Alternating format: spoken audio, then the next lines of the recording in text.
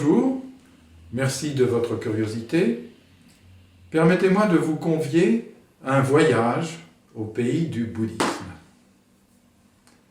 Première station, le désir. Nous tous, vous et moi, à chaque instant, nous désirons. Mais la vie ne comble pas toujours nos désirs. Alors nous souffrons. Il y a 2500 ans, en Inde, un homme exceptionnel nous propose une philosophie. Je dis bien une philosophie et pas une religion. Quoique cette philosophie, cette façon de prendre ce qui nous arrive dans la vie, peut s'intégrer à tout ce qui nous arrive, à toutes nos pensées, à tous nos désirs. Et qu'est-ce qu'il nous dit, cet homme exceptionnel? Il prétend, vous pouvez vous affranchir de votre souffrance. Les hindous, d'ailleurs, avaient développé un ensemble de techniques visant à contrôler la respiration, à maîtriser la concentration, des techniques de méditation, etc. Tout ça, ça vise quoi? Ça vise tout simplement à aller voir en soi-même. Vous pouvez vous affranchir de votre souffrance en allant voir en vous-même.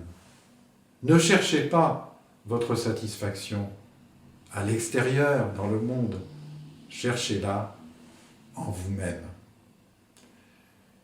25 siècles se passent, et en Europe, après Freud, un psychologue français, un homme hors du commun, développe une méthode pratique qui permet à chacun d'entre nous de prendre conscience de nos motifs les plus profonds.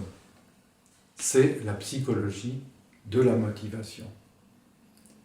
Méthode qui est assortie d'ailleurs d'une théorie complète du psychisme humain, une théorie particulièrement novatrice, mais que je n'ai pas le temps de développer ici. Alors, il se trouve que personnellement, j'ai eu la chance de rencontrer ces deux écoles de pensée. Je pratique le yoga depuis 40 ans et plus, et je peux témoigner des bienfaits ressentis. Parce que le yoga, ce n'est pas seulement un ensemble de techniques corporelles, c'est aussi et avant tout quelque chose qui vise à calmer l'esprit. Cependant, pratiquant le yoga, mais observant aussi tout ce qui se passe dans le monde, je suppose que c'est votre cas aussi, eh bien, je n'ai pas manqué de me poser bien des questions sur la psychologie humaine. Et c'est la psychologie de la motivation qui a répondu le mieux à toutes ces questions. Je pratique donc la psychologie de la motivation pour moi-même et pour d'autres, et je peux aussi témoigner de son incroyable efficacité. Efficacité dans quel but? Dans le but tout simple de ressentir de la satisfaction dans la vie, dans votre vie, quelles que soient vos opinions, vos schémas de pensée, ressentir de la satisfaction. Alors, vous pouvez vous aussi bénéficier de ces deux approches. Dans ce livre, je vous fais part de ma double expérience. En le lisant, vous comprendrez ce qu'est vraiment le bouddhisme fondamental. Et vous découvrirez, ou vous pourrez approfondir, la psychologie de la motivation.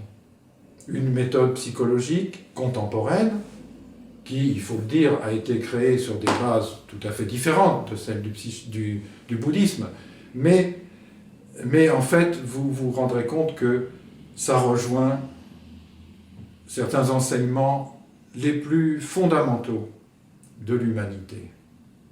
Voilà, eh bien je vous souhaite bon voyage, bonne lecture, et surtout que cette lecture vous profite personnellement. Il n'est jamais trop tard pour aller à l'essentiel.